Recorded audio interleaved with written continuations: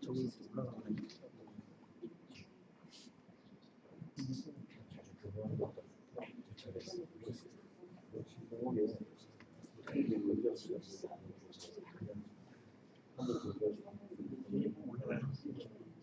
화면이 컨트롤 되잖아요. How will the internet work in the future? It will use Ethereum. Ethereum is a large-scale computer powered by blockchain technology. Applications built on Ethereum will integrate programs that accessibility data, censorship, and party interference. Ethereum is a secure backbone for everything from e-commerce to the Internet of Things, enabling transparent governance for communities and businesses while keeping user communication secure. Hence, the Ethereum ID is easy to develop, debug, and deploy your applications. Building UIs without using your existing web servers, tools, and frameworks.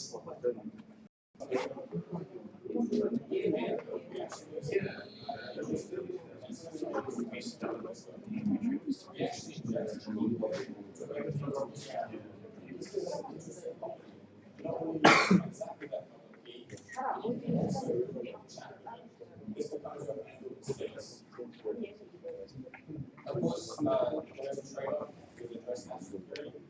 So what we end up with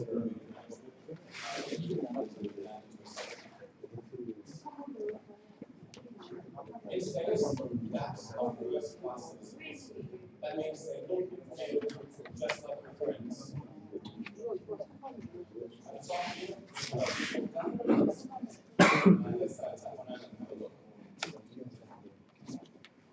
Wallet is an HTML JavaScript.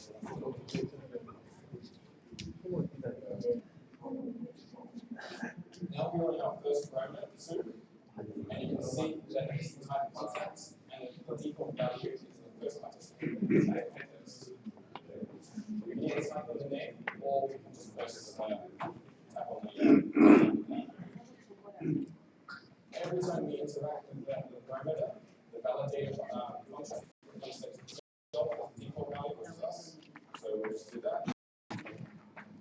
And then here is the track context. This is as simple as going to the actual profile and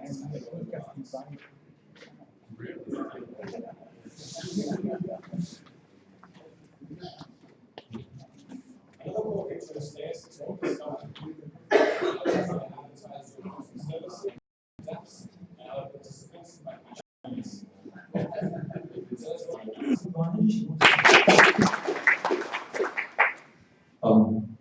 저는 노마드라는 기능을 쓰고 있고요. 이준희라고 합니다. 근데 제가 이 부탁을 지금 몇 시간 전에 갑자기 받아서 좀 준비 안 되는 상황이라도 좀 보고하거나 좀 중간에 끊길 수 있다는 점 좀 양해 좀 부탁드리겠습니다. 일단 이더리움 시장에 대해서 저는 설명을 많이 하는데요. 간단하게 여러 개로 좀 나눠서 설명을 드려볼게요. 사실 DM 같은 경우 ICU가 얼만큼 모이는지는 뭐 더 이상 설명하지 않아도 다 아실 거예요. 노시스라던가 워낙 많은 그럼 이 부분은 이제 금융 쪽이 단순히 블록체인이 가진 수수료나 거래 문제뿐만이 아니라 시스템 전체를 갖고 있다는 걸로 초점을 맞춰주시면 될 것 같고요. 그 다음 이제 다른 사업 쪽을 볼게요. 그 중에서 가장 두드러지는 게 사실 에너지 사업이에요. 에너지 사업 같은 경우는 이제 석유 전 세계 석유 회사의 이제 규모 2위 규모라고 이제 불려지고 있는 BP라는 석유 회사가 있어요. BP라는 회사는 자기네 시스템 전체를 이더리움으로 바꿀 것이고, 그리고 이제 공급망이나 소비망 전체를 이더리움 블록체인으로 해서 스마트 컨트롤로 연결해 보고자 노력을 하기 위해서 전 세계 진짜 초인류라고 불릴 만한 석유 에너지 원유 회사들 10기업이 이 재단에 투자를 했어요. 이 재단이 하고 있는 일은 뭐냐면 지금 아까 말했던 BP가 추구하는 것과 비슷해요. 이더리움 블록체인을 이용해서 스마트 컨트랙을 만들고 그걸 통해서 공급망이나 소비망 전체를 통합시켜서 스마트 그리드를 꿈꾸는 게 지금 에너지 회사들의 목표예요. 근데 이러기 위해서는 나 혼자만 어떤 마음을 갖고 나 혼자만의 블록체인을 만드는 건 의미가 없고 스마트 그리드를 위해서는 우리 기업들 전체가 똑같은 망을 이용해야만 이제 적절한 이제 호환이 가능하다라고 하면서 에너지 산업 쪽에서 투자를 많이 하고 있고, 자기네들이 말하기로는 직접적으로 유지 관리가 줄어들고 도매 거래를 할 때 용역 비용이 줄어들기 때문에 굉장히 편리하다라고 얘기를 하고, 이제 더 나아가서는 에너지처럼 우리가 에너지 공급하는 것처럼만 보이지만 이게 더 확대되면 전기 자동차나 그리고 태양열판 이런 에너지로 관련된 모든 것들이 이제 이더리움 블록체인에 묶여서 그것들을 한 번에 통합 관리할 수 있는 스마트 이제 그리드를 완성하려고 하는 것이 목표죠. 뭐 이외에도 IoT 쪽에서 이제 프로젝트 오큰이라고 하는 블록체인 기반 IoT 하드웨어 소프트웨어를 만들어서 스마트 시티를 만들려고 하는데, 이제 여기에는 테슬라가 같이 공동 연구를 해서 진행을 하고 있고요. 그럼 좀 이런 좀 넘어가고, 지금 사실 이렇게 보면 뭐 산업 쪽이고 이제 그런 쪽이다 보니까 돈 되고 뭐 그런 부분으로 많이 초점이 맞춰지는데, 사실 최근에 가장 의미 있는 뉴스가 터졌죠. 이더리움 체인이 단순히 돈만을 위한 것이 아니라 사회적 기여를 할 수 있다는 것을 보여준 사례인데요. 유엔에서 요르단 난민 수용소에 그 기금을 전달하기 위해서 이더리움 블록체인 스마트 형태를 이용했어요.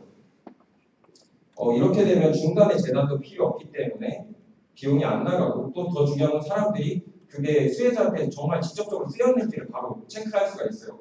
그러기 위해서 이제 영국의 아이리스 가드라고 하는 홍채 인식 회사가 있어요. 홍채 인식 기술 회사가 있어요. 홍채 인식 기술 회사를 데려다가 거기 이제 수용소 난민들의 홍채를 다 검사한 후에 이제 그것을 이더리움 블록체인 위에 정보를 올려서 이것과 일치하게 되면 이 사람에게 토큰이 배분이 되는 방식이에요. 이제 그 토큰은 대신 또 누군가가 걷어가서 함부로 쓸 수가 있으니까 그 토큰은 식료품만 살 수 있고요. 그 수용소의 상점에서만 사용이 가능한 거예요. 그러다 보니까 어떤 블록체인이 단순히 상업적 이유뿐만이 아니라 사회적 기여까지 하고 있다. 근데 거기에 이더리움 블록체인이 유엔에서 가장 먼저 선택한 기술이다라고 생각해 주시면 되고요. 이뿐만이 아니라 교육계에서도 굉장히 관심이 높아요. 뭐 중국의 패킹 대학이라고 아실지 모르겠죠. 중국의 패킹 대학뿐만이 아니라 여러 나라에서 블록체인 관련해서 연구는 모두가 하고 있어요. 굉장히 많은 나라에서 하고 있고, 이거는 뭐 더 들어갈 필요 없고, 스탠포드에서는 대학원 과정에서 이제 블록체인이라고 하는 게 아예 과목으로 실시가 돼서 블록체인이 이제 비트코인부터 해서 어떻게 생겨난지 역사부터 스마트 컨트랙트까지 연결되는 그 전체를 배우는 어떤 과목을 신설했고요. 또 NIU의 법대에서는 스마트 컨트랙이라는 그 과목을 신설을 했어요. 얘네가 이 법대에서 하는 거는 이제 스마트 컨트랙이라고 하는 게 과연 마지막으로 이제 미국 같은 경우, 미국은 사실 이제 자산을 보기 적용됐냐는 것이 가상화폐에 대한 규정이 바뀌었을 수도 있지만 좋게 보면 이더리움에 가진 어떤 장점이 분명히 받아들일 만한 어떤 충분한 이유가 있다고 보시면 될 것 같아요. 마지막에 이제 6월에 지금 우리 정부는 과세 기준이 아예 없어요. 그래서 항상 이걸 투자해야 될 때 망설이는 부분이 뭐 종이조각이 될 수도 있고, 국가에서 세금을 엄청나게 때려버린다거나 이걸 심지어 불법으로 만들어버리면 어떻게 될까라는 그런 불안감도 갖고 계실 텐데, 6월에 그 암호화폐 관련해서 제도를 발표하기로 했어요. 그래서 우리나라가 지금 이제 일본 And then of that time that actually spent on the smartphone, a third of all that time is within instant messenger. What this means is that instant messengers are touching our daily lives on a daily basis, all day, every day, for months on end. It's basically the perfect platform and user interface to communicate with your friends, but also do a lot more in terms of interacting with this new economy, being able to send and receive cryptocurrencies or stable coins, and interact with smart contracts with your friends and be a lot more social about it. So that's essentially what we started working on. We're introducing Status. It's very similar in appearance to Kakao or WeChat. It aims to be a little bit more like WeChat in the fact that you can actually browse dApps within it. It's a very familiar user interface. So as soon as you get an average person onto this, they don't need to know anything about cryptocurrencies. They just start using it like a chat program, and it's completely free to do. So therefore, there's no knowledge required of the blockchain. And what's great about it is it's still fully decentralized. We are actually running the Go Ethereum implementation on your phone. So it's fully peer-to-peer, and you are participating in the Ethereum network directly. As I mentioned, so what else can you do apart from instant messaging? Well, you can browse dApps. So we have Gnosis, MakerMark, Augur, BChat, Flight Delay Stock, which is this insurance for when you travel, and you can open them in Status, and you can browse Web3 dApps directly on your phone. What this means is, moving forward, you can take Ethereum with you in your pocket, and you can have dApps at your fingertips. And you can do social payments. You can send not only ETH, but you can also send ERC20 crypto tokens to one another. And it's as simple as typing in send, selecting the contacts, which wallet you want from, the token, how much you want to pay in fees, and then ultimately sending to your friends. We're also rolling out an ERC20 compatible wallet. So we're redesigning our wallet to allow you to manage different kinds of addresses and different sort of crypto assets. So yeah, that's pretty much it. But hold on, we already have messages. Why bother decentralizing any of this at all? Everything seems to work great, right? Yeah, but at closer inspection, it's kind of scary. If you look at any of the sort of free services we use today, they're actually free for a reason. And this is because the users, we, are actually the products. We're the ones producing value. So think about it. In this business model, any of these sort of free business models, there's actually three key actors. You have the owner who runs the platform, and we have the advertisers or data brokers, and we have the users themselves. And their interests in participating in this network or using this application are very different, and that can create some problems.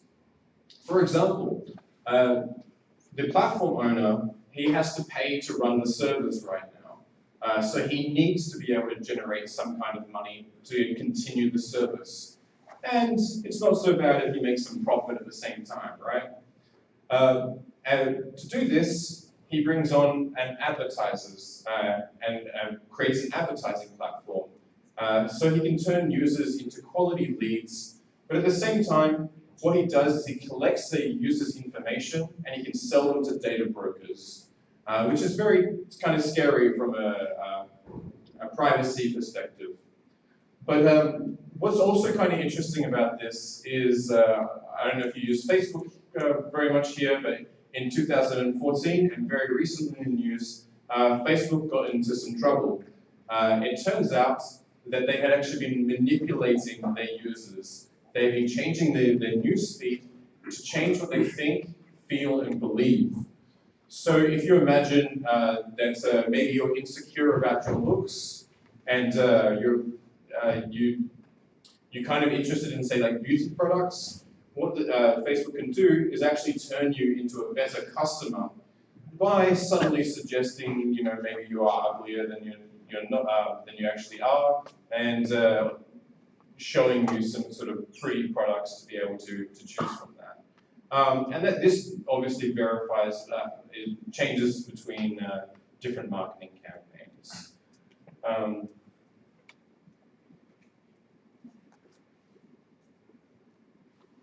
So we thought hard about this as well, and I think we've come up with a really interesting solution.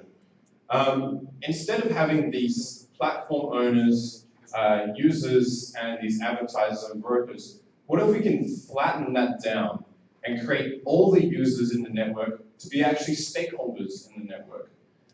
That means the users become owners themselves. And we call this a next generation social network. It's a socioeconomic network. And this allows users to not only participate within and use the platform to talk to their friends and loved ones, but they actually have a real chance to govern the software and change how it works themselves. They have an economic stake in the network. This is also really interesting from a marketing and network effects perspective. So for example, if you're a stakeholder in the network, you're going to have more of an incentive or more of a reason to start talking to your friends about it and get them on board as well, because we all end up winning this way.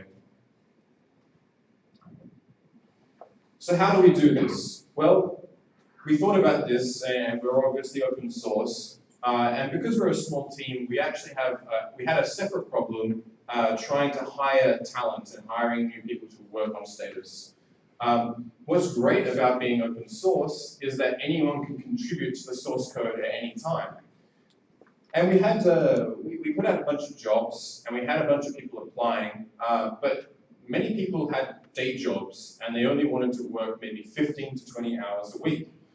And we were thinking, okay, we're getting a lot of people interested in this, but they want to be paid for their time, and they still want to contribute. So we created what we call a GitHub bounty bot. And what's interesting, called Commit. And what's really interesting about this is it allows you any issue on GitHub. For those who don't know, GitHub is this sort of version control and allows you to put the source code online. People can create issues for different bugs or features, and then people can submit their code to solve these issues. With Commit, we can actually add a bounty to that issue, a little pot of gold.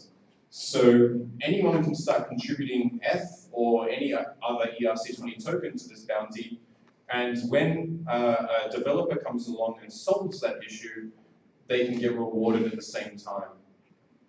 So moving forward, Status token holders will be able to use this to vote on what features and bugs need to be worked on, and anyone else in the network can jump in and get rewarded to do that.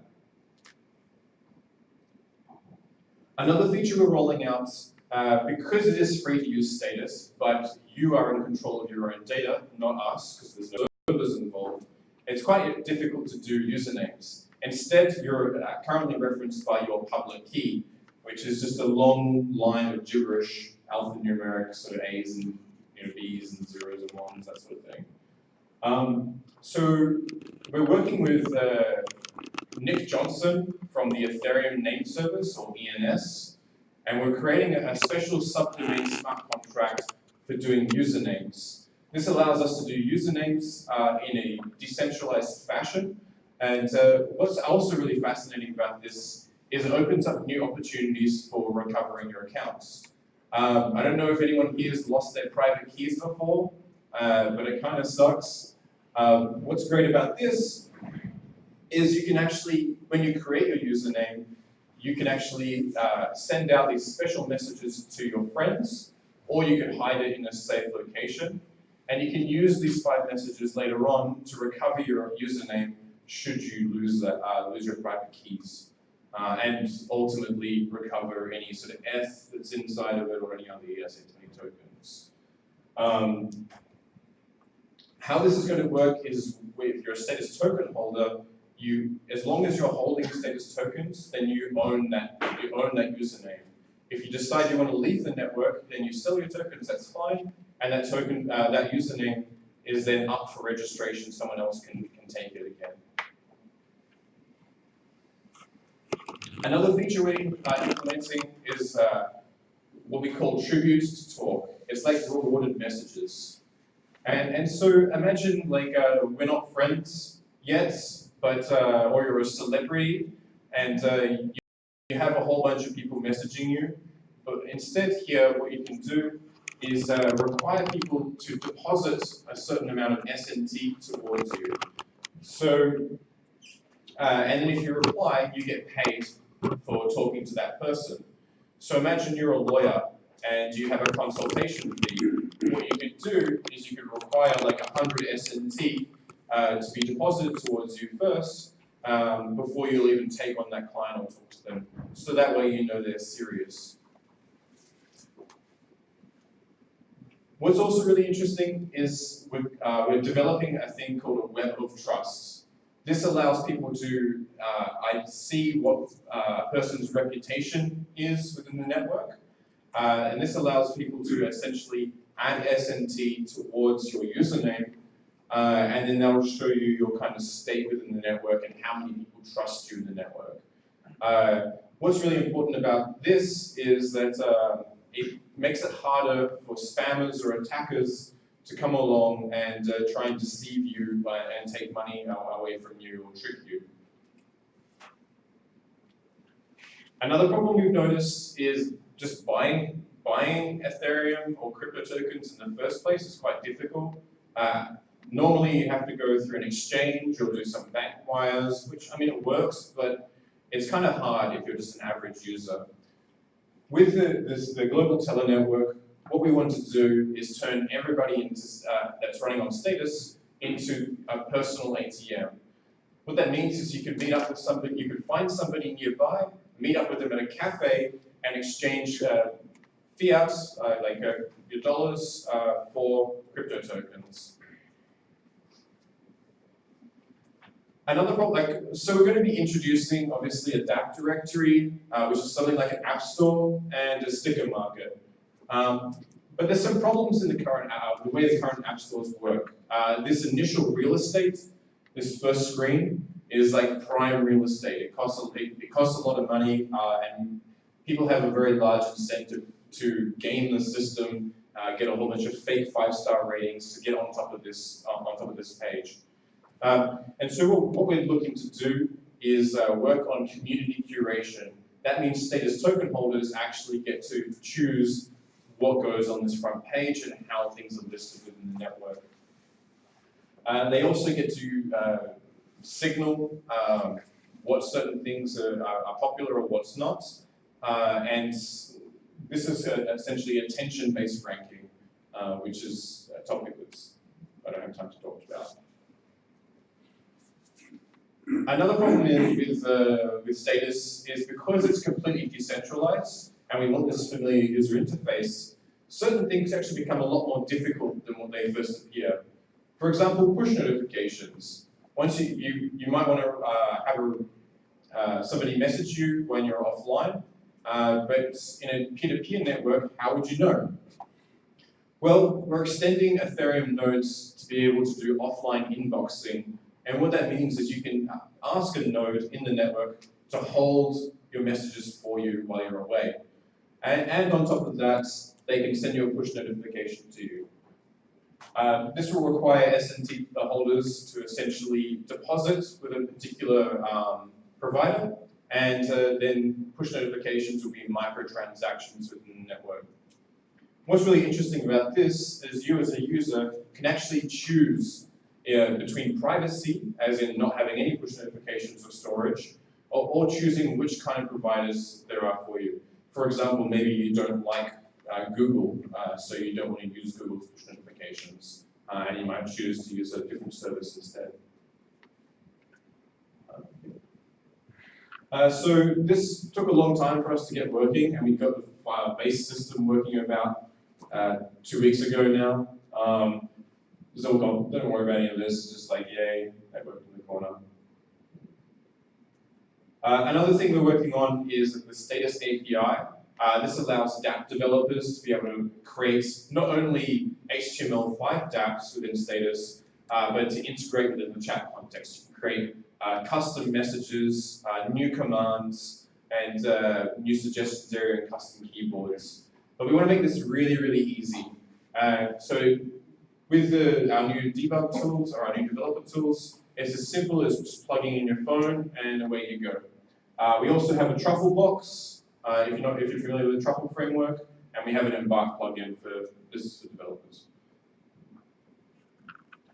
Again, this is the developers, so like I mentioned the Ethereum blockchain, but there's also the Swarm and file storage and just for the messaging. And we have our normal HTML5 dApps here and the chat API over there to integrate with Status more tightly. So this is who we are. Yeah. This is our current roadmap. This has actually changed a little bit now. So we're in alpha at the moment, so it's a bit buggy, it crashes, and there's a whole bunch of problems, but we're working on it. In Q3, we hope to go into beta, but before we do that, we're going to be doing security audits, and that'll be done by independent companies to make sure everything we've been doing isn't going to risk the value that you have on the blockchain. And hopefully by the end of by the end of the year, early 2018, we should have a production release ready to go. And yeah, so that's it from me. Thank you so much for listening. Enjoy the rest of your evening.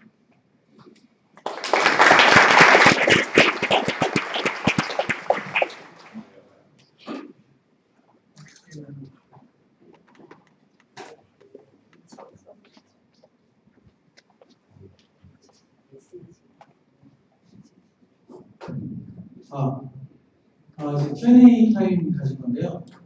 질문이 제가 질문하실 분 혹시 먼저 하실 분 계신가요? 네. 마이크 좀.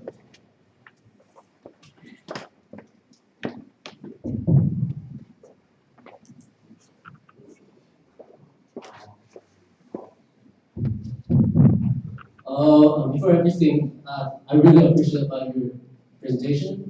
Thank you. And so I'm wondering, how do you reckon that this status is gonna be get a mass adoption in all around the world? As I see, you know that in this kind of industry, social network service, governance is one of the biggest factor to get a mass adoption. Let's say Facebook, YouTube is all over the world, and Tata in Korea, WeChat in China, WhatsApp in Western cultures. So I mean, this is also that you could messenger on the blockchain system, but that's a great question. Wouldn't be. I mean, for them it's not gonna be that fascinating for them, I guess. Sure. So how do you reckon that this set is gonna adapt in the message? Can you speak Korean?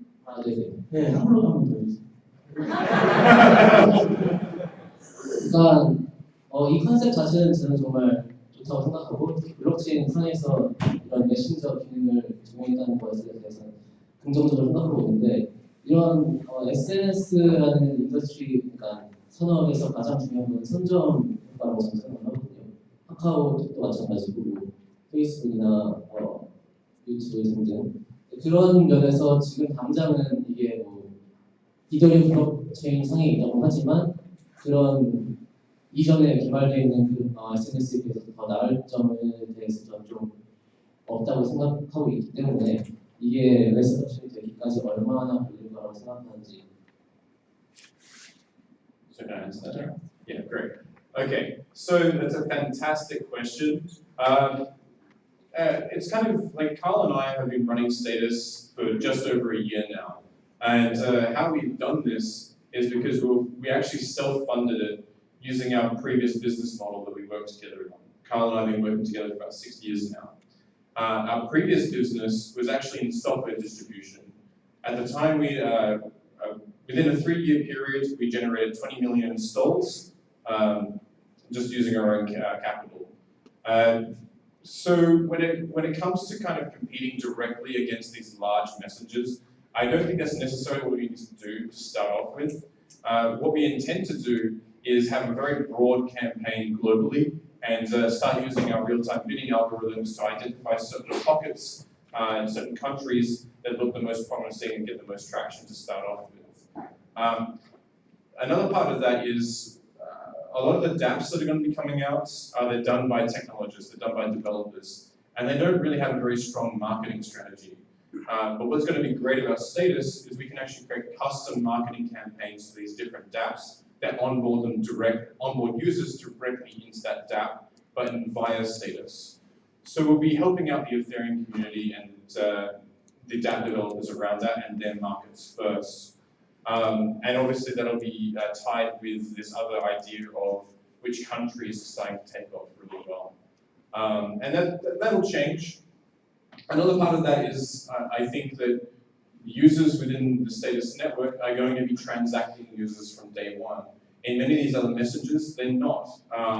Even though they have ridiculous valuations, like I think WhatsApp is roughly $30 per, the valuation is $30 per user, per monthly active user, but they don't really monetize their users directly. It's done by this sort of data brokerage in the background. Whereas if you look at WeChat, the valuation per user is roughly $97 US. And that's because they're transacting users in like this WeChat Pay, which is very popular. So I think there's a couple of factors here. We can still be quite small, and we can still focus on the Ethereum community and the dApps that are surrounding it. And it's going to grow quite naturally.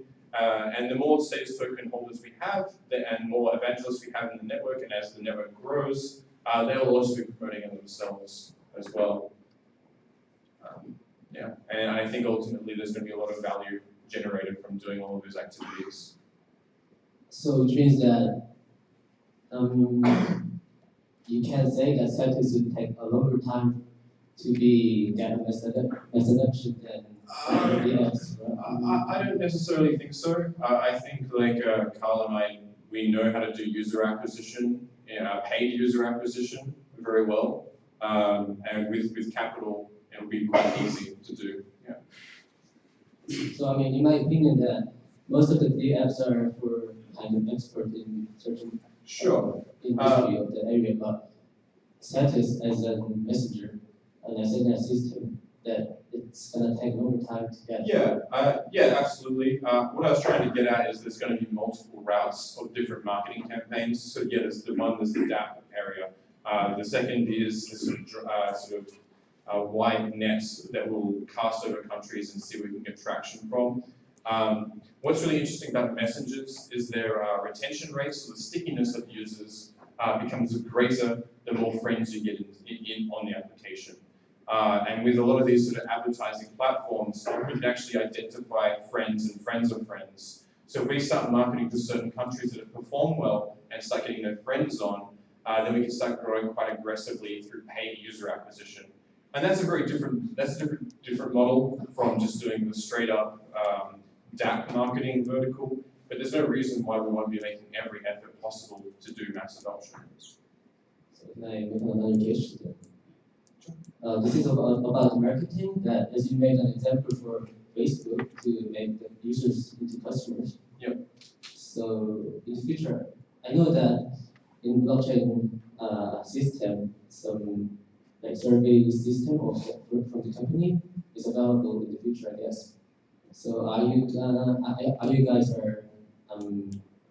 concerning or having any future plans for that kind of surveys? Yeah, absolutely. Users in certain amount of incentives. Yeah, I think what's really interesting about Ethereum in general, not even Status, just Ethereum in general, it's not really necessarily a platform. It's actually more of an ecosystem, and it's going to be a backbone for a lot of different technologies that are going to be appearing, especially in smart cities.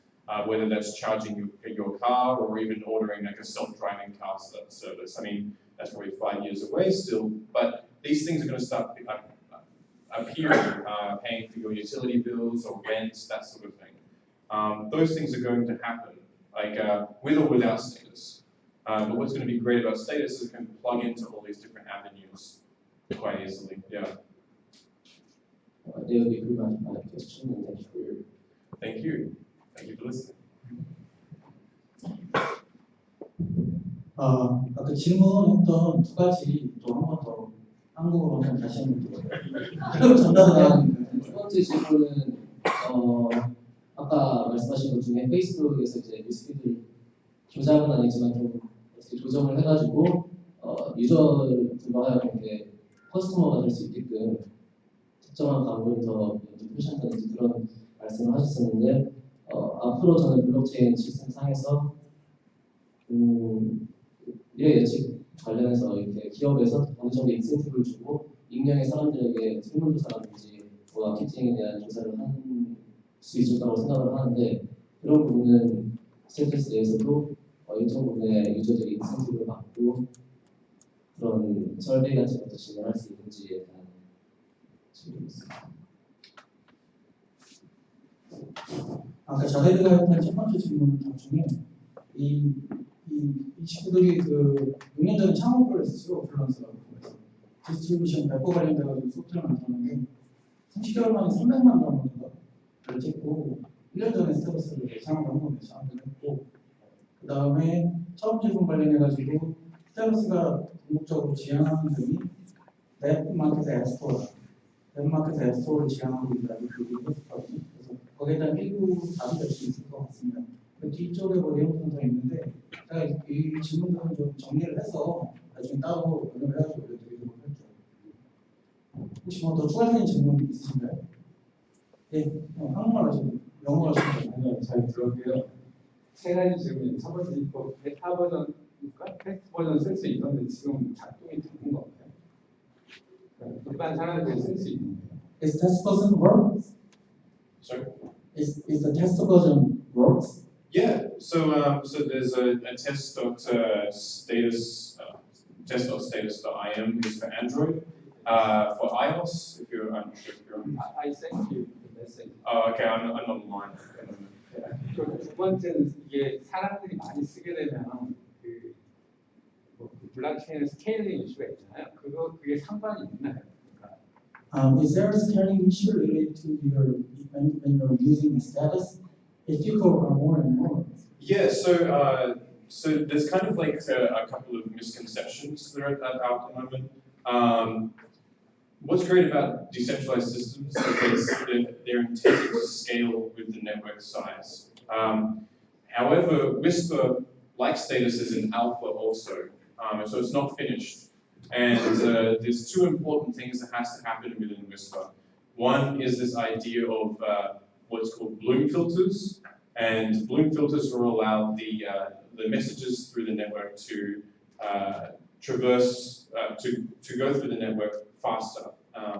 At the moment, when you send a message that's like hello, and it just kind of goes all around the network.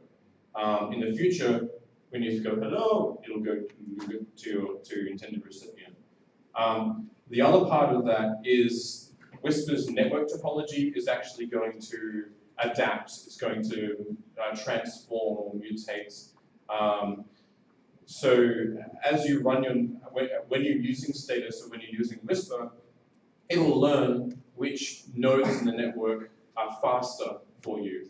And so then you'll start connecting to those faster nodes, sorry, not the nodes, but the ones who are sending and receiving messages faster for you more frequently.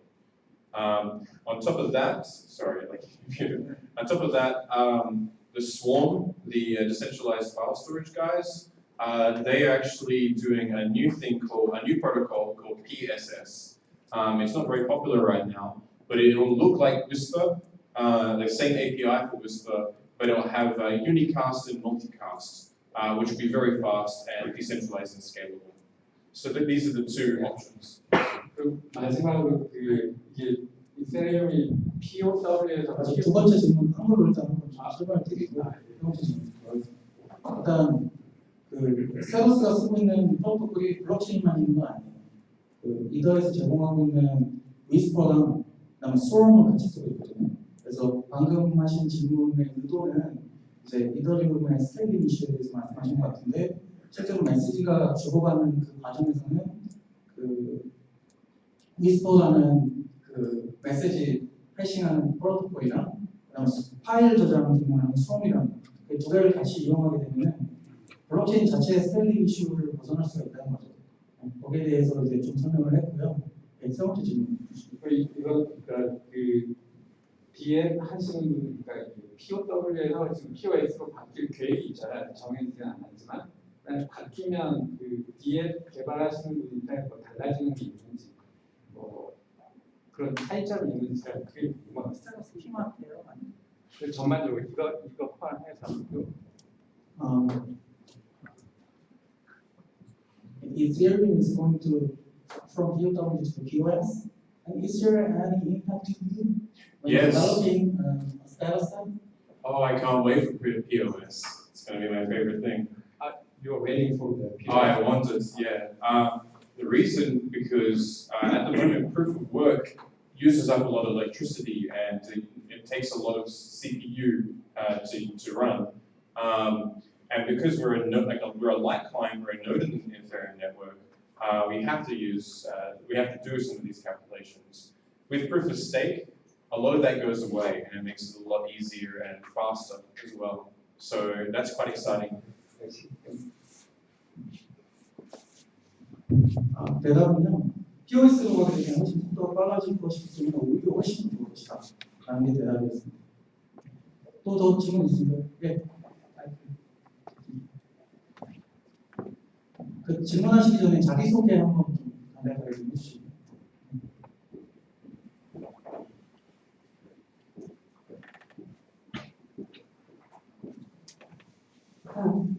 안녕하세요. 저는 박진영이라고 하고요. 저는 지금은 무신지만 전에 샌프란시스코 비트코인 업계에서 잠깐 일을 하다가 들어왔습니다.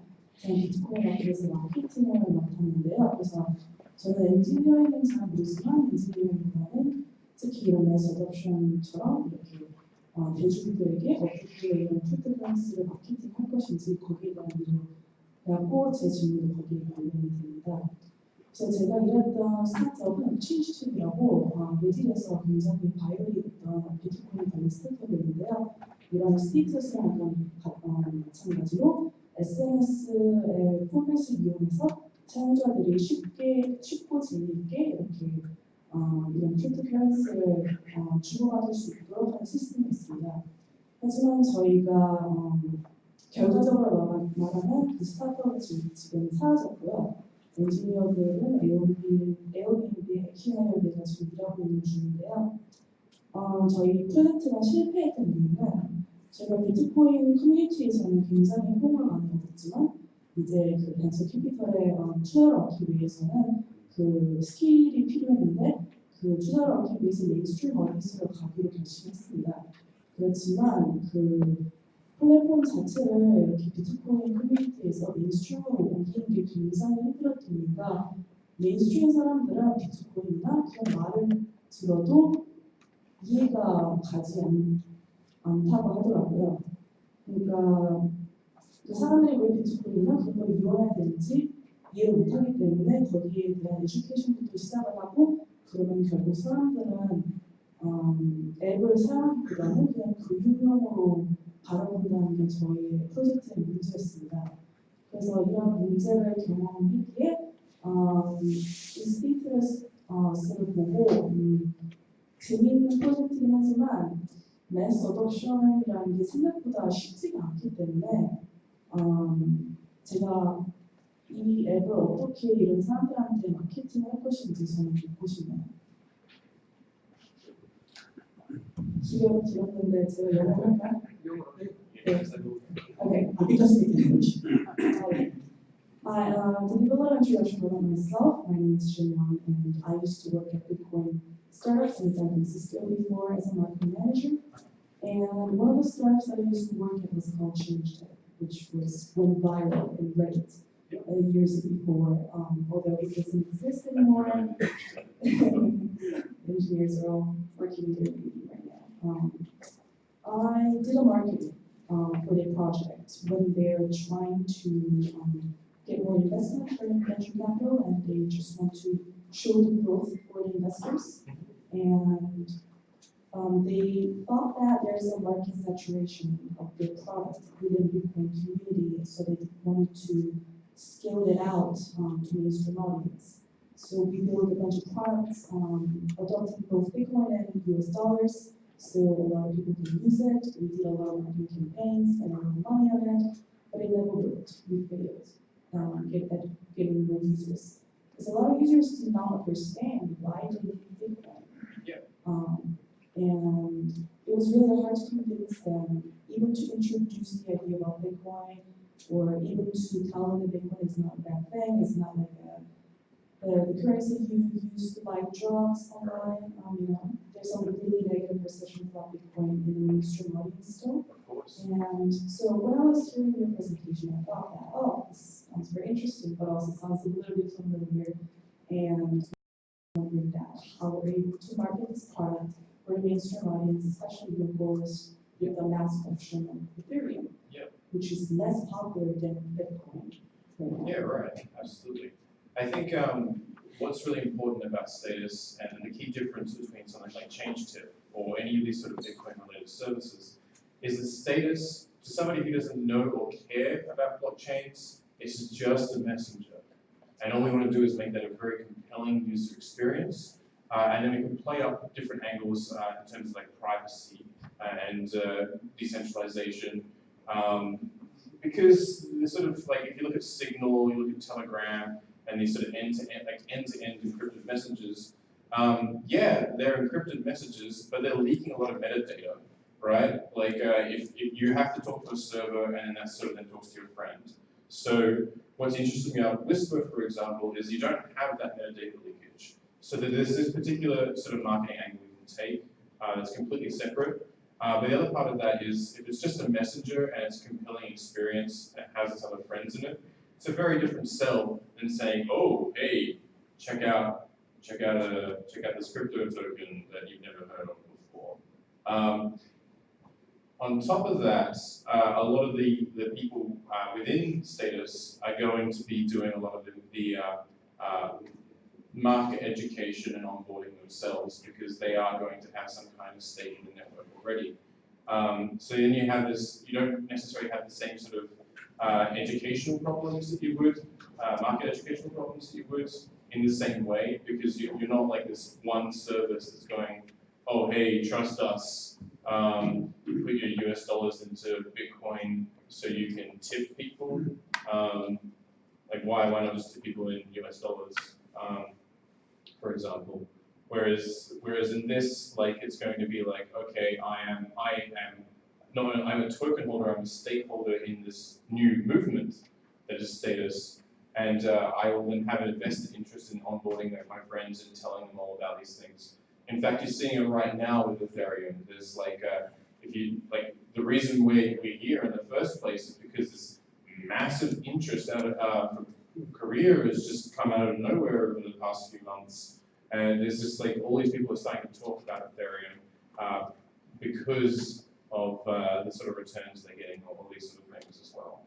But ultimately, yeah, I think that concern is also valid. It is a valid concern and it requires a lot of thought as well. Okay, thanks. I think like another consideration here is that with Ethereum, it's not limited to just either the native currency, so there's going to be a lot of stable currencies built on as ERC20 tokens. So for end users, there will be ERC20 US dollar backed tokens. So for the average person, they don't even need to know that they're even using Ethereum at all. Just getting a more convenient mobile banking experience. 몇 가지 변형을 해드리면 프로젝트를 하시고 좋아한다고 얘기하셨고 좋아했다고 얘기하셨고 이거는 이제 채팅에 대한 거예요. 채팅에 대한 거고 그다음에 플러스에서 이거 대학들에 대한 그 앱스토어라는 부분들이 또 다른 거겠죠. 그거 다른 거고 그다음에 카이 얘기했던 부분은 지금 ERC20 토큰이 이쪽에서 버려야 된다는 얘기예요.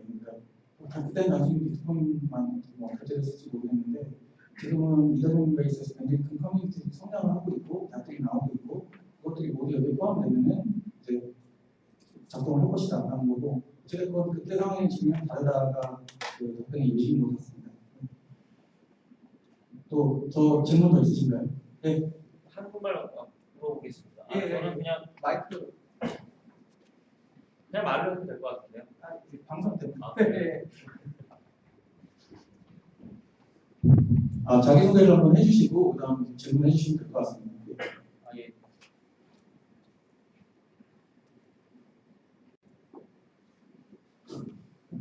저는 저희 나라 이제 IT를 프로모션하는 지능기관에 있었던 사람이고요. 여기 나와서 창업을 준비하고 있는 그런 사람입니다. 질문의 요지는 뭐냐면 아까 발표 자료 중에 이제 그 소시오 이코노믹 네트워크스에 대한 이제 언급을 하시면서 이런 이제 그 새로운 소셜 네트워크의 새로운 메신저 서비스로 이제 그 스테이터스가 포지셔닝 하려고 한다라는 얘기를 한 게 있습니다. 그 스테이터스한테 묻고 싶은 것은 스테이터스가 생각하는 소셜 이코노믹 네트워크가 무엇인지, 그리고 스테이터스 내에서 이런 소셜 이코노믹 네트워크를 어떻게 구현을 해서 어떤 혜택을 유저들한테 제공하려고 하는 것인지 그 얘기입니다. In your presentation material, you mentioned the social economic networks, and the asking you is how do you implement your social economic networks, and what benefits to the user have? What kind of benefits users have? Yeah, okay, so I mean, the sort of token that's involved is this ERC20 token. It's going to be on top of Ethereum. The implementation is really both this token and the software itself. So the sort of social connections, they aren't explicitly made anywhere. That's just your device talking to another device. So economic impacts are literally these sort of token transactions that are done on top of the Ethereum blockchain. The benefits to users, obviously, it's quite different from a social network. In a social network, a user doesn't have any autonomy, doesn't have any control over the platform at all. With this, we want it to be like the people who own the software themselves. It's not like a company that's running it, it's this whole network of people governing the software themselves.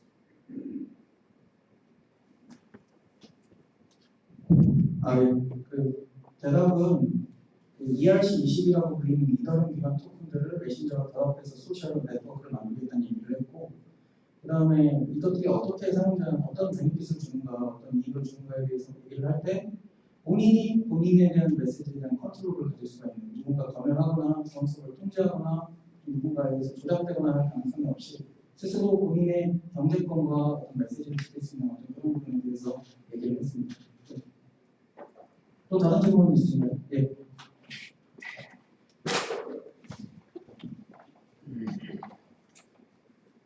네, 안녕하세요. 저는 호로반 집사님이고요.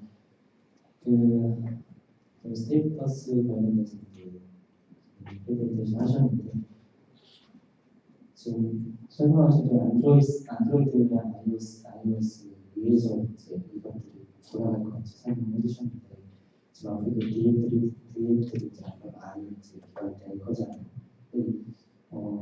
지금 만약에 지금 스테이터스가 그냥 다른 안드로이드나 iOS에 올라가는 어플 같이 이런 식으로만 쭉 갈 건지 아니면 정말 다른 모바일 OS의 한 종류로서 그런 것까지 DLD나 이런 걸 아예 전체를 총괄해서 갈 수 있는 OS7까지 만들 수 있는 것까지 보고 계시는지.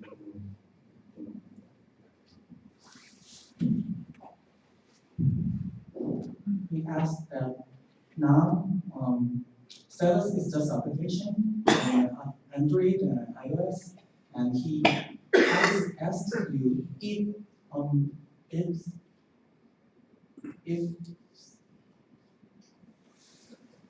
sorry, is there any plan to be a real operating system on the devices like So like originally we wanted to have Ethereum at the operating system level. The problem with that is just the amount of resources that Ethereum consumes. And when we first tried that, it wasn't even a light client protocol. Having the node on 24/7 is one that has some sort of resource usage concerns. The other part is how do you even deploy that? It's quite difficult to be able to try and convince phone manufacturers or OEMs to put this sort of Ethereum service on there when nobody's using it yet. I think that's probably something we can revisit in probably like 5 to 10 years time. In terms of looking at Status itself, like we do think that the sort of chat interface is actually kind of like the next operating system. Like the main operating system, for example, in China it's not Android or iOS, it's WeChat. Like, you're doing everything inside WeChat. And we can do the same thing for the Ethereum virtual machine as well with Status. And moving into the future, like I mentioned, like say 5 or 10 years time, I actually think our smartphones probably won't look like smartphones anymore. We'll probably be wearing them on our faces. They might look like glasses, for example. And that opens up some really interesting opportunities for some kind of contextual computing and social computing. This is not really answering your question, but I'm going to talk about it anyway. But like, one of the problems we're also facing, I mentioned this idea of attention-based content ranking.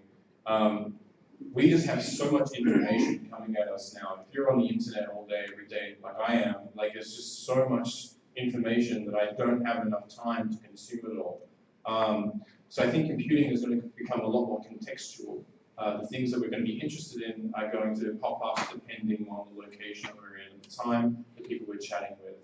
And I think that's ultimately what messengers are going to evolve into. They're going to turn more into like desktops, but desktops that we wear on our faces and take with us everywhere. 일단 질문은요, 당장은 계획이 없고 5년에서 10년 정도를 바라보고 있는데 이미 그때는 메인 디바이스가 모바일이 아니라는 거예요.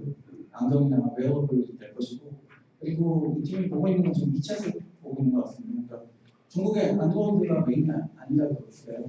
위챗이 오히려 OS처럼 사용되고 현실적으로 사용되고 있으니까 그런 그림을 그리고 있는 것 같습니다. 더 질문 있습니다. 네.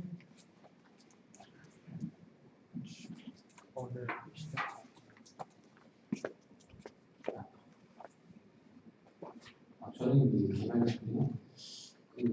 지금 이더리움 관련된 서비스 하고 있는데 문제가 이제 지금 보통 이제 페이먼트로 저희 사용하고 있습니다. 페이먼트로 사용하고 있는데 문제는 저희 중간에 이제 어플리케이션 관련된 서버가 있고 페이먼트로 이더리움 사용하려고 예정을 하고 있는데 시간이 좀 너무 오래 걸려요. 스케일 이슈 말씀하시고 있는데 보통 카드 결제를 하게 되면 카드 한 번 결제하면 스케일이나 한 3주에서 기회가 5주 정도밖에 안 되거든요. 지금 저 서비스 같은 경우는 이제 내가 누구한테 이제 이 어떤 금액을 줬을 때 그 시간이 얼마나 걸리는지 생각하고요. 첫 번째 질문이 그거고, 두 번째는 그런 과정 속에서 사실은 관심사는 사실은 카드사가 페이먼트를 함으로써 자기들 가져가는 거는 누가 무엇을 결제했고 언제 했는지는 로그를 가져가요. 물론 돈 지불 관련돼서는 이제 구매자가 판매자한테 돈을 주긴 하지만 그 기록들을 나중에 관리해서 그걸 가지고 돈 관리하는 경우가 많습니다. 그래서 페이먼트가 생긴다는 거는 중간에 이런 어플리케이션을 제공하는 쪽에서는 사실 그 로그들을 관리하는 게 제일 중요하거든요. 그 이제 실제 페이먼트 정상적으로 진행된다고 하면 구매자와 판매자 사이에 어떠한 일이 있었느냐는 아까 말씀하신 대로 다양한 스마트 컨셉트를 주로 존재하긴 하겠지만 그걸 어떻게 가공하냐는 사실 운영 프로그램 쪽에서 굉장히 중요합니다. 근데 거기에 시간적인 이슈가 걸려버린다고 하면 실시간적인 서비스가 좀 어렵지 않을까. 지금도 그런 부분들 때문에 좀 어려움을 겪고 있는데 그런 부분들은 시간적으로도 어떻게 해결을 하는 방법이 있는 건지 궁금합니다. 첫 번째는 이 메신저가 그 서비스를 했을 때 시간이 얼마나 오래 걸리느냐 서비스 데미션. 그다음에 두 번째는 이제 저희가 저런 부분들을 가지고 지금 제가 세부적인 내용들을 들어서 보진 않았지만 오늘 처음 봐가지고 저걸 가지고 사실은 서비스를 이용하려면 API를 사용한다든지 아니면 저는 이제 GitHub을 이용해서 관련된 내용들을 함께 개발할 수 있다라고 하면 좋긴 한데 중간에 그런 내용들을 함께 개발할 수 있는 API나 이런 것들 지금 배우고 있는지 궁금합니다. He has two questions, and he's a developer, and he's working on making some apps, especially for payment. And the first one is the payments take so many times, more than 15 seconds now, and it's time is really important when making payment.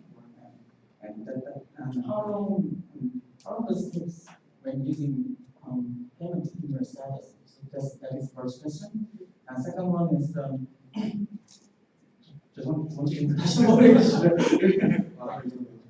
번째 질문은 저런 이제 서비스를 저희가 갖고 있는 다른 서비스와 붙여가지고 같이 사용할 수가 있는지가 Is there any open APIs that provided by the status? Yep. And that's two questions. There's two questions. Okay. So the first question, it's important to remember that Ethereum actually has what's called the Ethereum Ice Age, or a difficulty bomb built into it. One of the problems with Bitcoin that's happening right now is that there's nothing to force people to hard fork. And Bitcoin is suffering over this whole sort of block sort of size issue and a couple of other things like that. So from like the very early days of Ethereum, they were like, okay, well, we want to move to proof of stake in the future. This is when we think we'll be able to do it. So what we'll do is we'll create a difficulty bomb in Ethereum that makes it harder and slower, the block time slower, to the point where it becomes almost unusable. And we're going to really start to feel the effects of that probably August. I think we'll start to feel that, and like you can start to see it now. The block times are starting to get slower, and they'll exponentially get like that.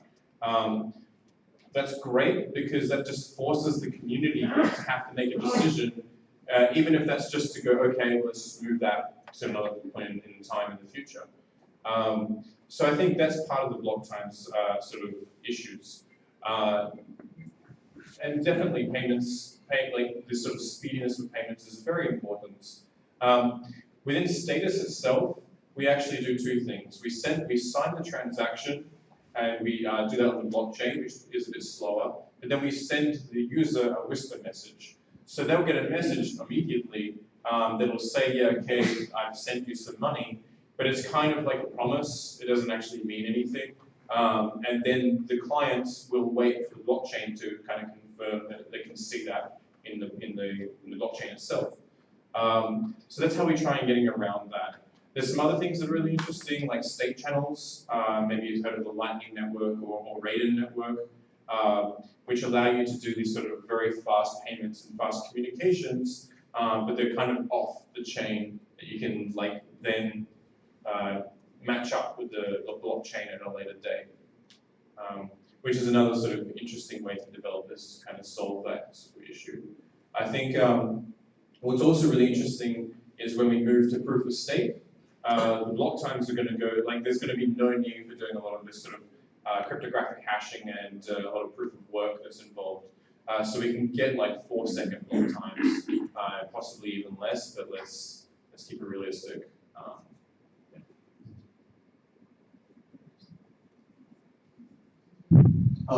그 첫 번째 질문에 대한 대답은 좀 백그라운드 설명을 같이 했었는데요.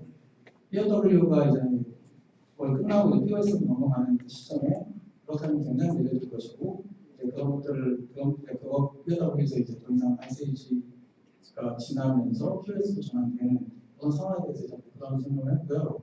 아까 페이먼트 관련돼서 비슷하다고 얘기를 했었는데 이 팀이 해결하는 방식은 아까 좀 전에 어떤 식으로 얘기했냐면 일단 트랜잭션이 생겨나면 트랜잭션을 보내는 게 아니라 위스퍼를 통해서 메시지를 먼저 보내는 거예요. 그래서 위스퍼를 통해서 메시지를 상대방한테 일단 노티파이를 하는데 그 위스퍼 메시지 자체는 아무런 효력이 없죠. 그럼 블럭이 아닌 트랜잭션이 아니니까. 그 다음에 해당 메시지를 받은 상황에서 블록체인이 마이닝되기 기다리는 방식을 쓰게 되면 유저 인터페이스 안에서 봤을 때는 훨씬 페이먼트가 빨리 이루어지는 것처럼 보이지 않겠냐라는 게 이 사람들의 아이디어의 생각이었던 것 같습니다. 예. 이제 저희도 이제 같은 이슈 동일하게 생각해서 그런 처리를 하고 있는데요. 예를 들면 이제 A와 B가 거래를 했는데 A가 B한테 이제 얼마의 이익을 준다는 거야. 사실은 그거를 저희가 받아서 그 내용을 사실 B도 태우고 그 나머지 트랜식을 저희가 관리해요. 받아주고 해시값을 받아가지고 나중에 해시를 가지고 정리를 하는데 문제는 그 트랜잭션이 반드시 성공하거나 문제되지 않아야 된다는 전제가 있어야 되고요.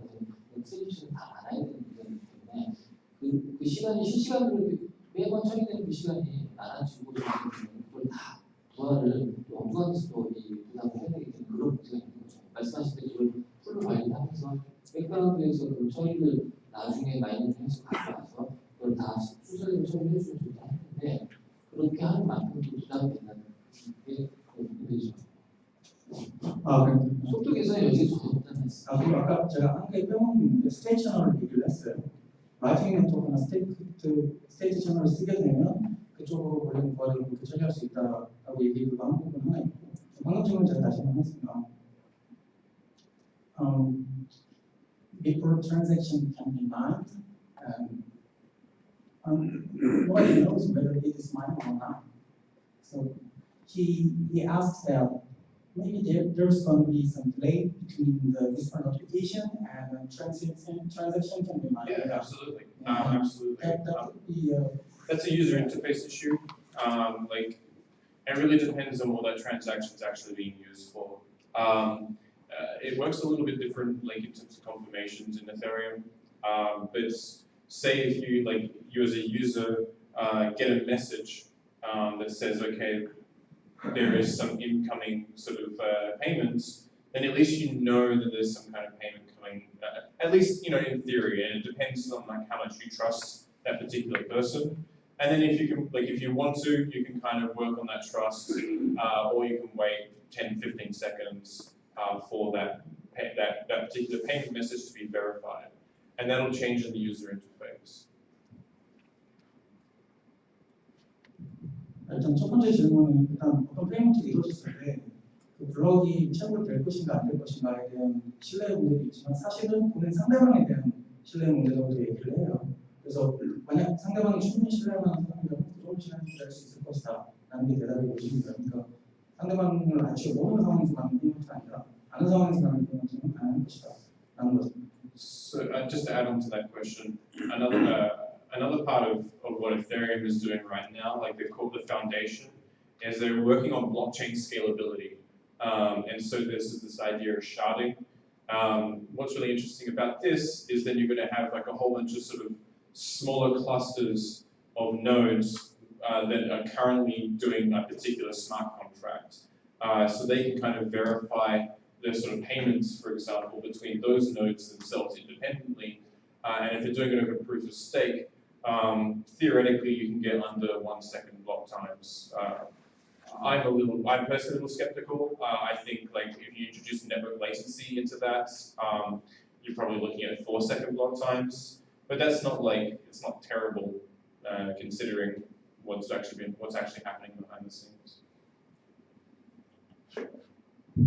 아니 결국 어쨌든 POS를 기다리고 있다는 얘기고요. POS가 되면 1초 안으로 줄어들 것이고 최악의 상황에도 4초 이내니까 그 정도는 가능하겠다라는 게 대답이 요즘입니다. 저 질문이 더 있으실 수도 있는데요.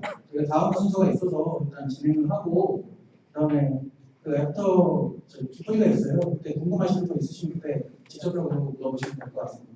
일단은 일단 5분만 쉬고 진행을 하도록 할게요. 지금 9시인데 9시 5분에 9시 10분에 시작하도록 하겠습니다.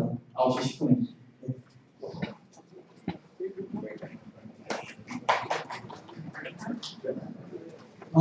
그리고 저 바깥에 지금 과자나 음료가 준비되어 있는데요.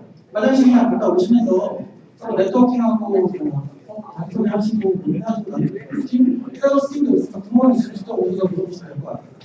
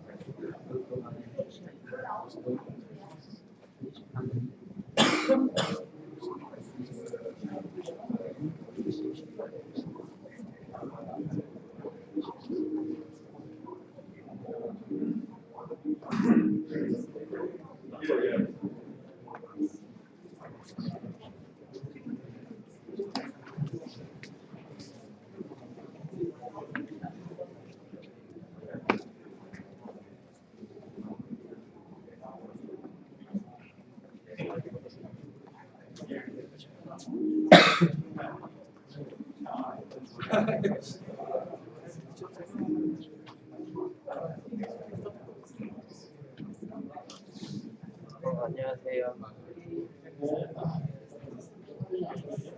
네? 지금 보이세요?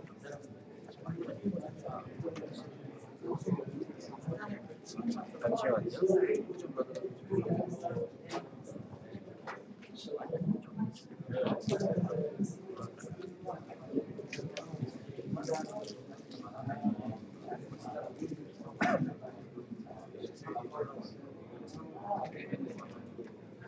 보이시나요?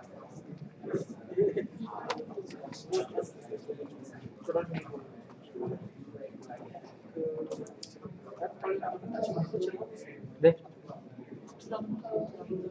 네.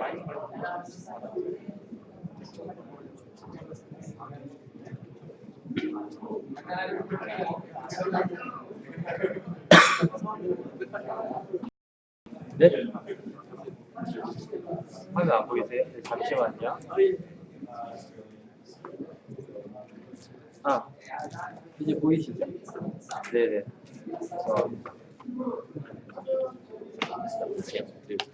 저 원래 저 옛날에 예.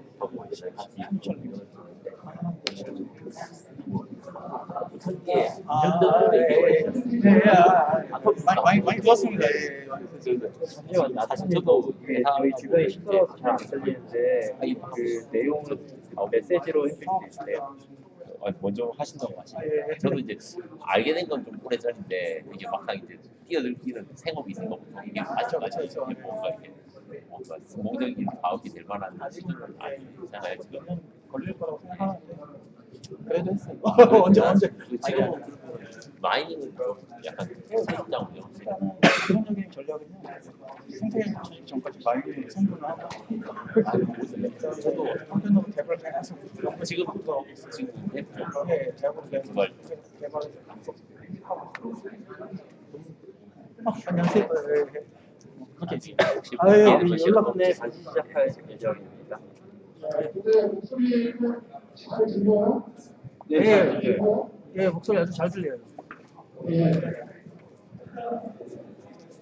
그 화면을 끄길 때 내용 화면 같은 거 안 나오고 프레젠테이션 화면이 전체가 나오게 하는 의사가 많아서. 아토님. 네. 그 프레젠테이션 한번 띄워주시겠어요? 정말. 여기서 일로 연결한 거예요? 네. 제가 이쪽에서 띄울까요? 아니면은 제가 한번 띄울게요. 근데 화면이 나오고.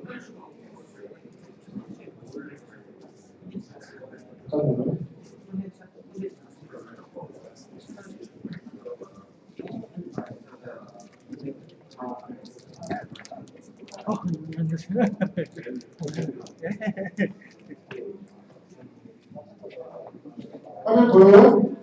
네, 보여요.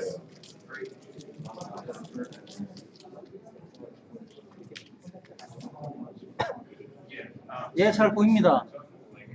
잘 보여요? 예, 아주 잘 보여요. 다음 글자 이것도 잘 보여요? 글자가? 예, 글씨도 잘 보여요. 잠깐만 제가 화장실 좀 갔다 올게요. 예, 2분 뒤에 시작하겠습니다. 2분 뒤에. 예, 저희 3분 뒤에 해야 되나? 예. 갔다 오시면 시작할게요. 2분은 좀 빡세고.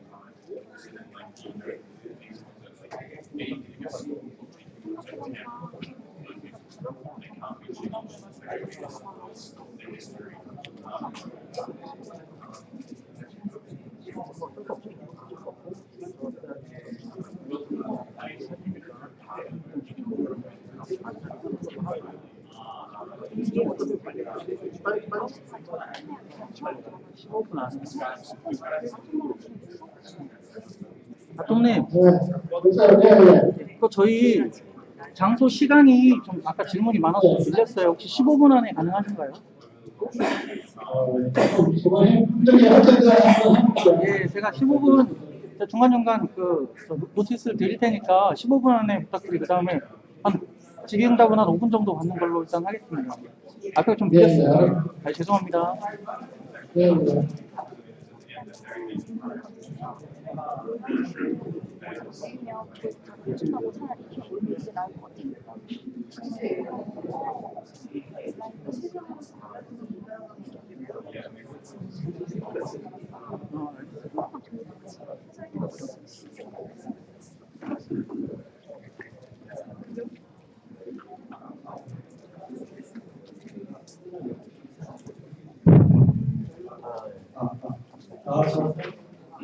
저 네트워킹 하는데 죄송합니다. 지금 다음 생산화된 스테이지 관련해서 바로 지금 시작을 하도록 하겠습니다. 하는 얘기는 마저 하시면 되고, 그 다음에 들으실 분들은 앉으셔서 아톰님 얘기 들으시면 될 것 같습니다. 네, 시작해주세요. 네, 안녕하세요. 네, 아톰입니다. 네, 안녕하세요. 네. 시간이 얼마 없다고 그래서 가능한 그냥 빨리 진행하도록 하겠습니다. 제가 이 프레젠테이션을 일단 관리를 이틀 전이라서 갑자기 땜빵 해달라고 해서 급하게 준비하느라고 부족한 점이 있을 것 같은데, 네, 시작하도록 하겠습니다.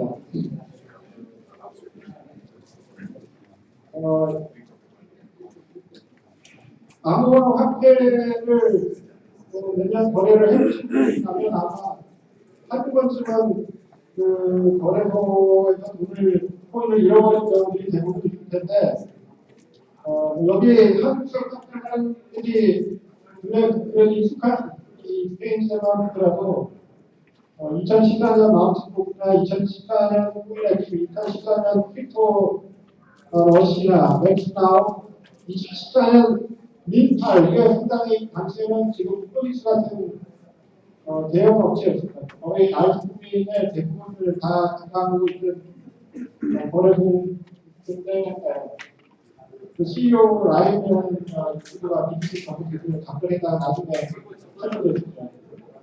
스위스, 이게 전문가, 오늘 기사인데, 트위치, 그다음에 목소리가 이런 경우가 있는데, 이 포괄시켜도 수행한다라는 걸 가지고 답변을 했다가 지금 재판이 있고요.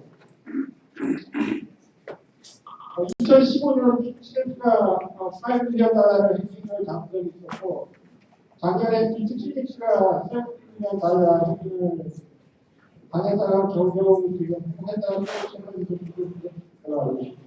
프로젝트도 해킹 간단한 거 알지만 2014년도에 한번 해킹을 당한 이유도 있었고요. 작년에 게이트 역시 2빌리언 달러 납치에 상당의 비트코인을 해킹 당한 적이 있습니다.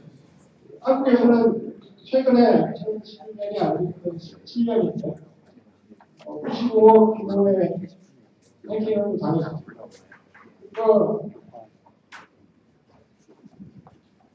36개 이상의 거래소가 이러한 해킹과 불투명한 어떤 경영상의 이유로 많이들 사라졌죠. 그래서 많은 피해가 있었는데,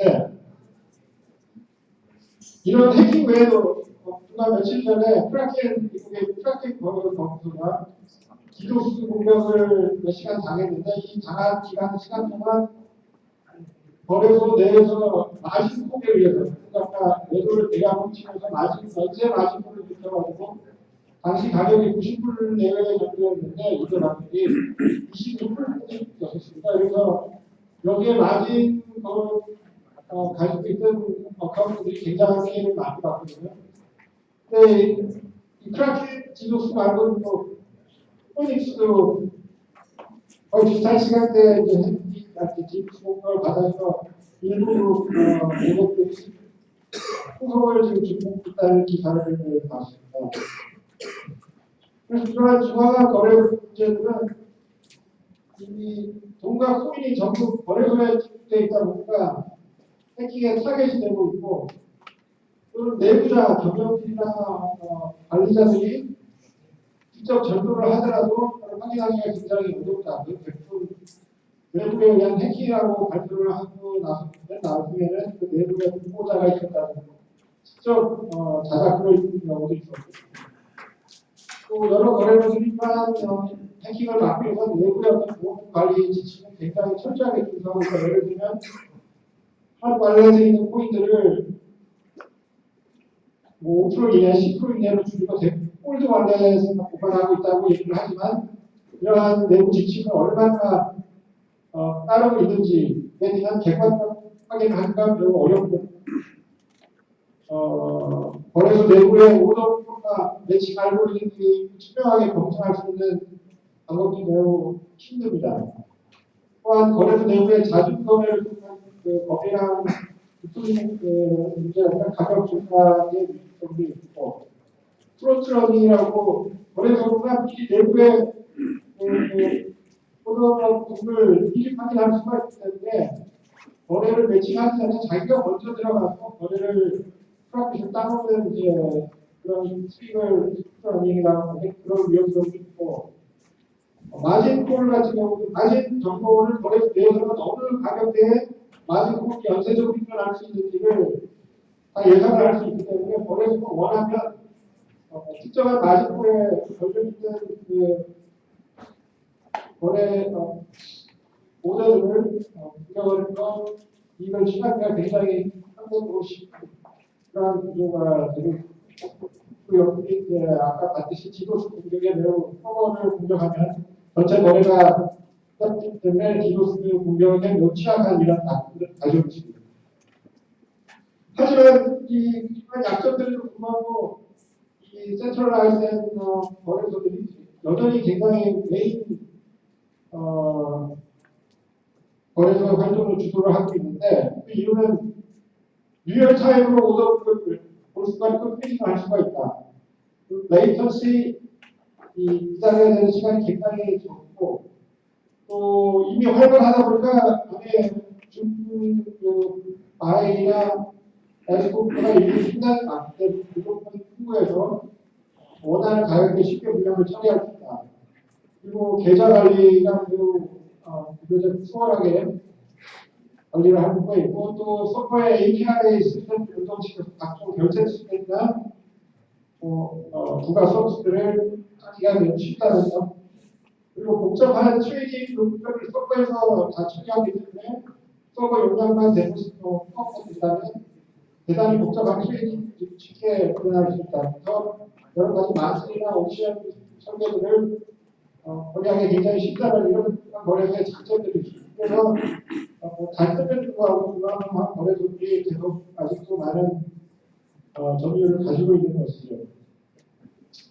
그래서 탈중앙화 거래소의 어떤 모델을 살펴보면서 거래소의 기본성 요소를 크게 두 가지로 볼 수가 있는데 가장 기본적인 트레이딩 엔진, 오더북을 가지고 있다는 것과 이 오더북을 매칭하는 프로세서, 메이커와 테이커 를 매칭해서 그거를 클리어런스 해주는 이 트레이딩 엔진이 가장 중요한 이제 기본을 형성하고 있고요. 그 다음에 두 번째 중요한 건 세트먼트 과정입니다. 그러니까 앞에서 트레이딩 엔진이 매치해준 오더를 가지고 이거를 실제 판매자와 구매자 두 페어를 서로 에셋 교환을 해줘야 되는 것이죠. 이걸 세트먼트라고 하는데 세트먼트의 경우 어카운트 간에 트레이딩이 이제 결국 최종적으로 이루어지고 이 어카운트에서 다시 이제 캐시 아웃을 하거나 그리고 입금을 하거나 입금을 하거나 이런 과정들이 이루어지게 되죠. 그래서 크게 거래소의 메인 성취자의 입장에서 보면 트레이딩 엔진, 오더북과 세트먼트 이 두 가지가 이제 메인 두 가지 축이라고 볼 수 있습니다. 그래서 이 디센트럴라이즈드 익스체인지의 단점을 보완하기 위해서 이러한 오더과 세트먼트 이두 프로세스를 중앙 서버 없이 이걸 모두 블록체인 위에다가 스마트 컨트롤로 구현을 해보겠다 이런 뜻이거든요. 그래서 중앙 서버 없이 스마트 컨트롤에 이제 사용자들이 연결을 해가지고 직접적인 트레이딩을 하게끔 하겠다. 그리고 사용자들의 자금은 할 필요가 없고 그만 버려도 없으니까 사용 지갑에 정도로 보관할 것이고 아니 스마트 컨트롤에다가 맡기는 형태입니다. 그리고 이러한 과정에서 현찰, 원화나 이런 걸 통해서 돈을 구별해야 되는데 이 스마트 컨트롤은 해시 자체를 인식을 할 수가 없으니까 이러한 피아트 시스템 다른 자산을 어떻게 스마트 컨트롤에 올릴 수 있느냐 이걸 방법을 프락시 토큰이나 여러분들이 기법들을 사용해가지고 올리게 됩니다. 디지털볼드나 USDT 지금 채널 폴로티에서 많이 쓰는 채널 많은 시넥스도 쓰고 있고 US 달러에 이러한 토큰을 발행을 해서 디센트럴라이즈드 익스체인지에 이걸 토큰을 올려서 다른 이제 코인이나 토큰들을 P2P 간의 이제 거래를 매개를 시켜주는 것입니다.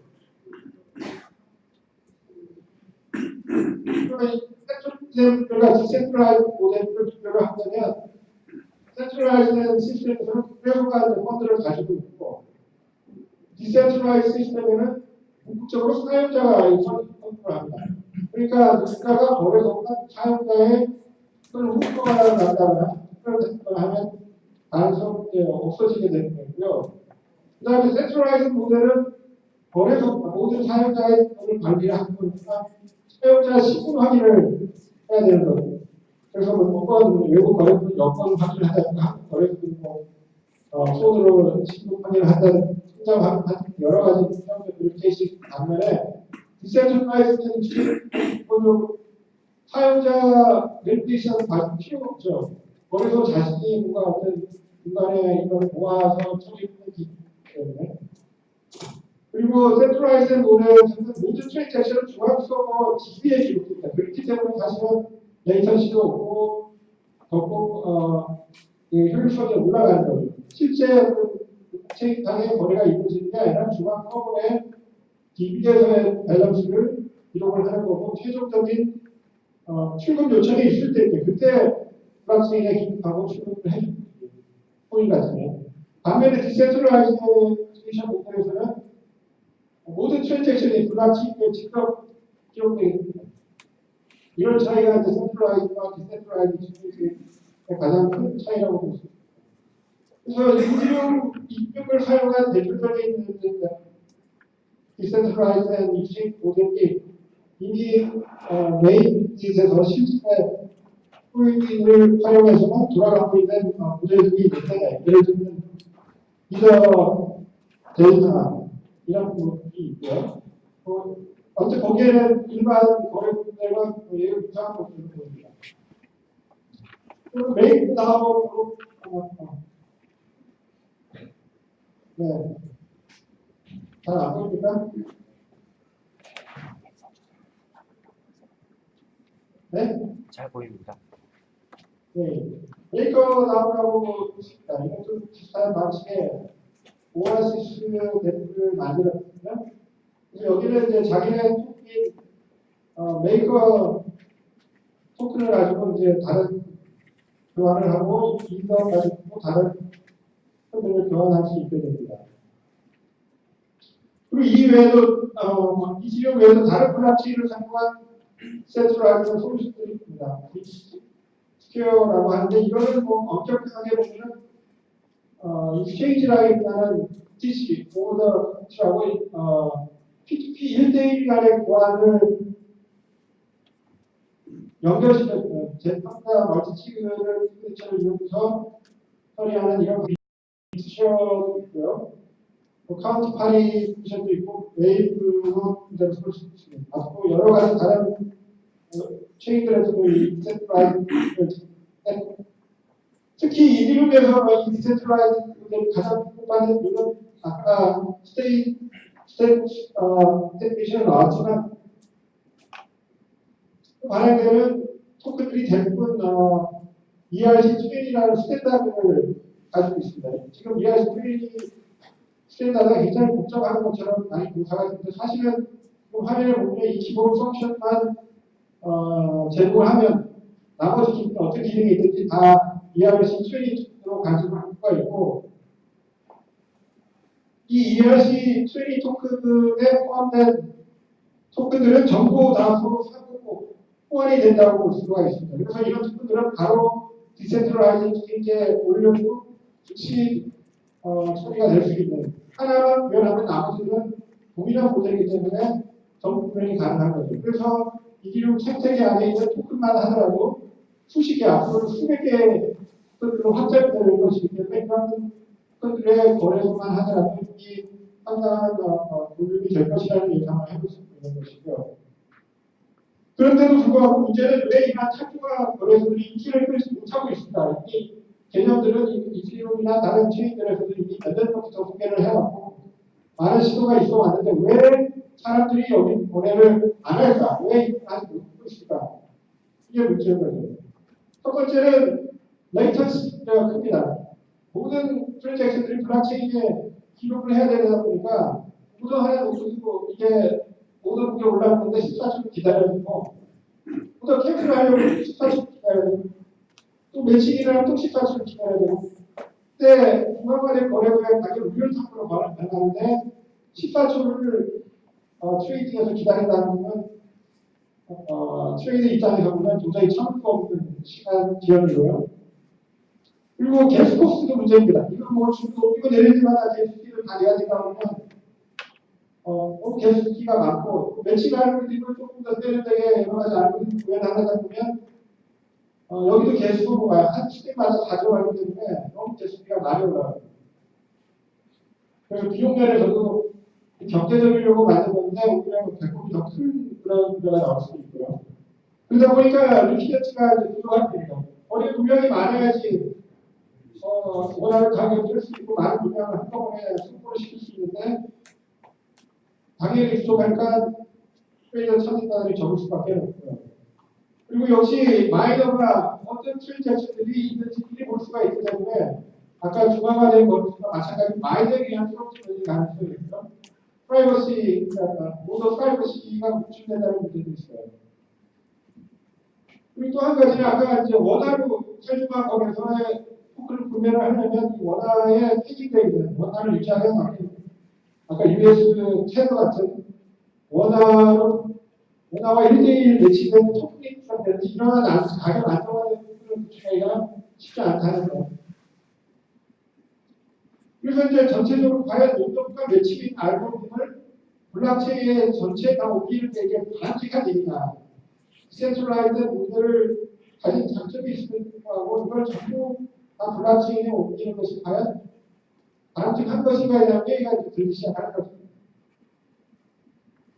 그래서 세번 이런 문제를 해결을 위한 시도들이 있습니다. 여러 가지들이 있는데 시간이 없기 때문에 그냥 제목만 간단하게 말씀을 드리면 스테이트 채널을 사용해가지고 스피드 오더 관리를 하는 메인엑스가 있고 투메이트는 마켓 메이크를 위한 녹시스 크리티컬 마켓 보시는 부분도 있고 또 가격을 미리 발견할 수 있는 그래서 리퀴디티가 없더라도 트레이딩이 가능하게 하는 뱅커 프로토콜이라는 게 있고 또 파생 시장을 위한 퓨처 스펙트포 디퍼런스를 이용한 스테이블 토큰 구현하는 메커니즘 스테이블 에러의 시도도 있고 최근에 OX 프로토콜이라는 이런 같은 오프라인 움직임을 연결하는 익스체인지 모델도 있습니다.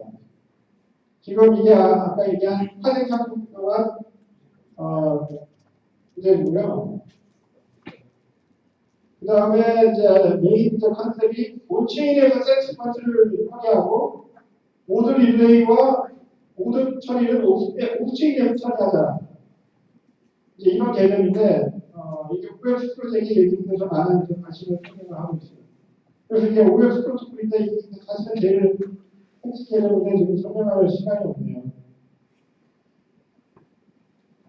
네, 기본적으로는 세트먼트는 이더리움 블록체인에서 구현하고 오더 뷰의 오더 자체는 옥스체인에서 처리한다는 개념입니다. 이게 그 포인트 오더의 기본 스트럭처.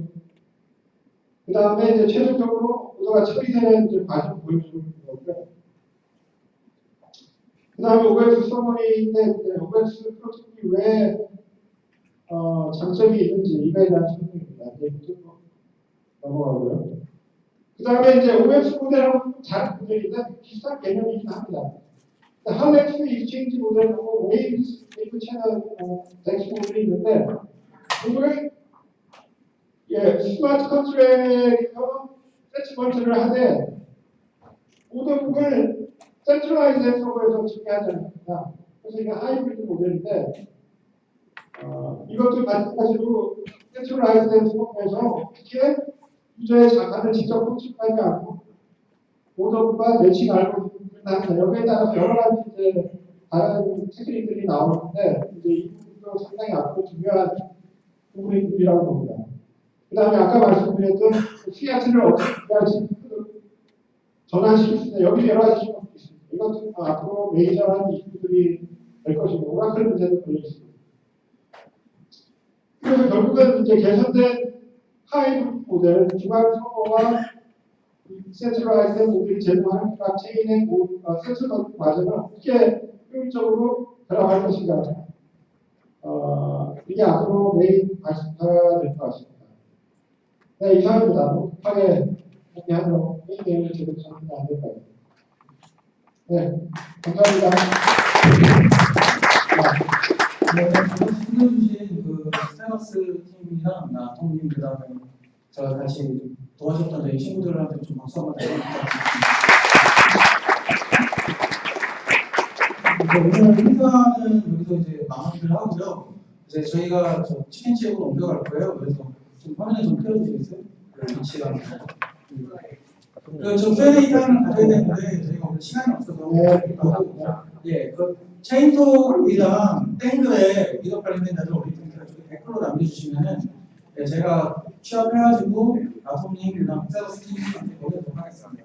If you have any further questions, then I'm going to give you message and he will answer to you. 더 질문 있으시면 그쪽 댓글로 남겨주시면은 제가 개인적으로 포함해가지고 답변 드리도록 할게요. 네, 하여튼 오늘 다들 고생하셨고 지금 뒷부리 장소 위치가 현재 해성빌딩에서 나와서 나가는 동양빌딩 옆쪽인 BQ예요. 조성은 이렇게 되고 그 비용은 입구에서 저희 읽어주시는 저 친구분 원석 형이 그 입구에서 기다리고 있을 테니까 10,000원씩 내고 들어가시면 될 것 같습니다. 10,000원 들어가시면 될 것 같고 그러면은 뭐 하여튼 오늘 다들 멀리까지 늦게까지 다들 고생하셨습니다. 감사합니다.